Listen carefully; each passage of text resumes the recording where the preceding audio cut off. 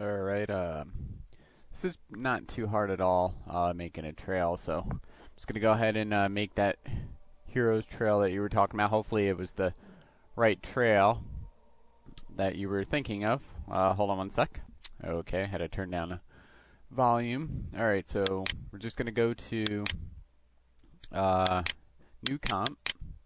Since I mostly work with DV footage, just going to go ahead and set it to that, whatever you need it at. I'm going to set the frames for 100, just however long you need, don't really matter.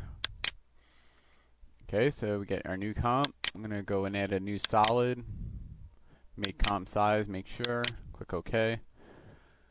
Alright, now we just go to Effect, Trap Code Particular, and we have our particles. Let's go ahead and add a camera.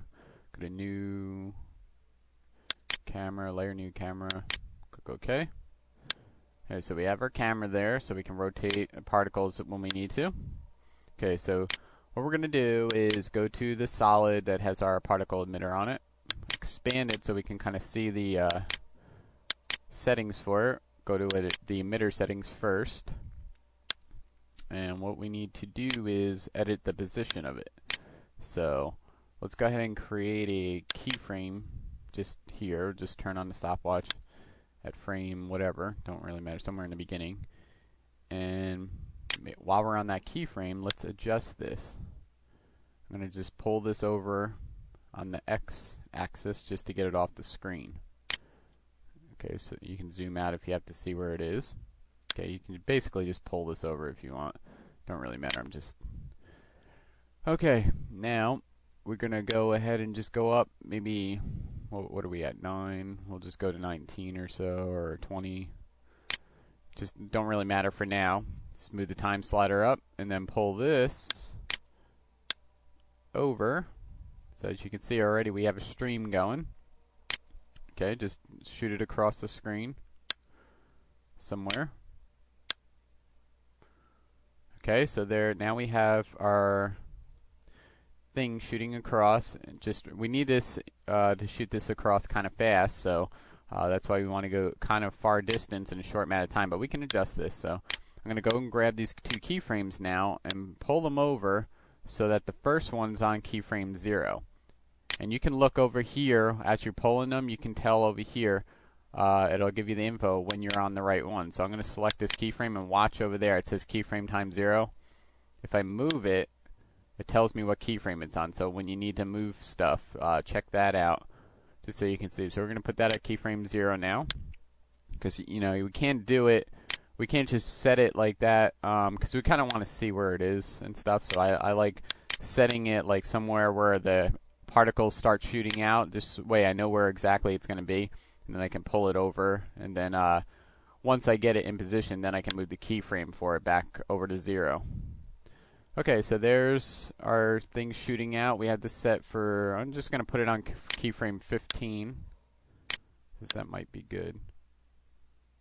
Alright, now we have the particles shooting, so now we got to adjust the particles a little bit.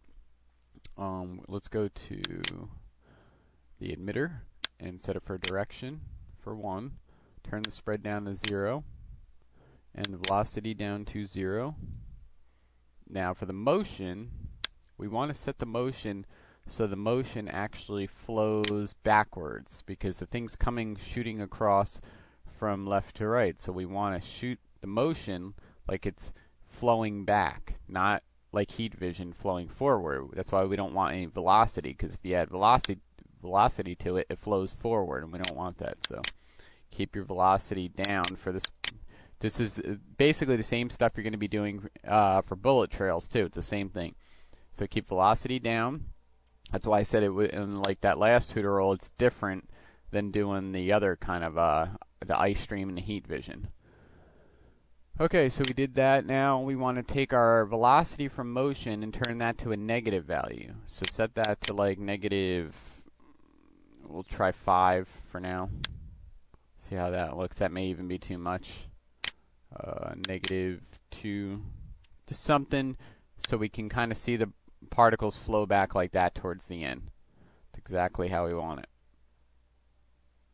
Good. Okay, so now the particles are going backwards after it shoots across.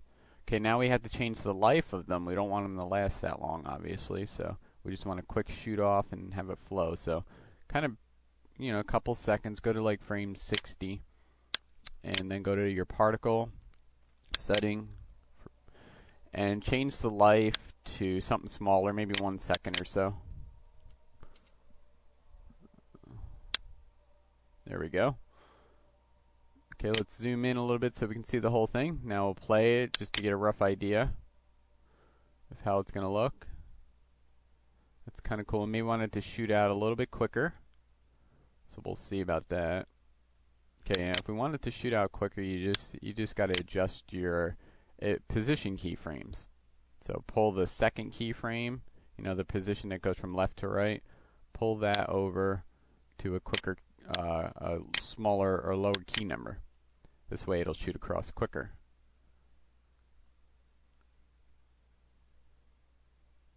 Okay, now, of course, we need to change our life again. Maybe not so it lasts so long. So we'll go to our life settings. Set that to maybe 0.5. Just to see.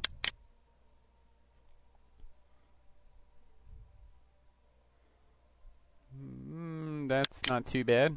Alright, let's see how it looks now. Let's go ahead and add the more particles for one.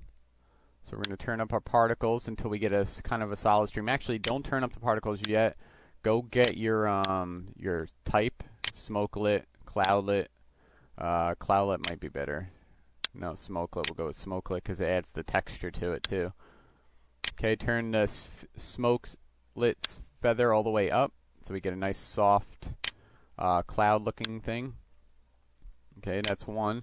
Now also we want to change the color of it. So go to set color and random from gradient, and then go to expand the color over life. Set the second preset down, which is this one. This way you get the black and white one. And then double click on this little black tab here and choose like a gray, and then double click on the white one. And maybe go with another gray. Maybe change the first one to a little bit of a darker gray, just to have them a little bit off.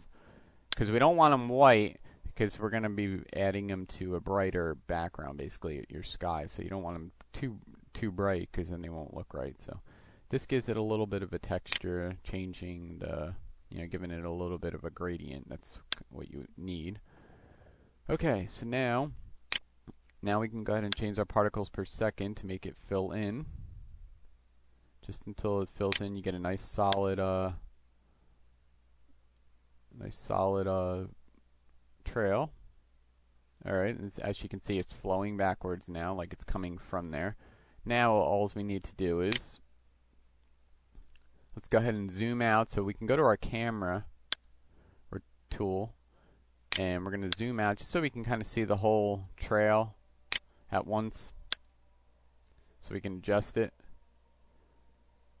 Alright, good. Alright, what we want to do now is change the size over life. So expand the size over life, and just use the third tab preset down, and then maybe flip it. That might be good. A little bit too much for this particular one. Let's try turning it. Yeah, just go ahead and set it to max, and what we'll do is just turn the opacity down for this one, depending on what you need. But I'm going to just go ahead and leave the size up for the preset and do the opacity over life. Definitely you'll want to do this one anyway. So opacity over life, set this one, we'll flip it, and we'll have it expand out and feather towards the end of the trail, like that, see? Towards the end of its life here. And it feathers away. And I might want to use this one and maybe tweak it a little bit. So I'm going to kind of have a feather, start off kind of feather, transparent, and then bring it up just a little bit. I just want to edit this one just a tad. We'll smooth it out a little bit because I kind of want to feather it in the beginning of the trail.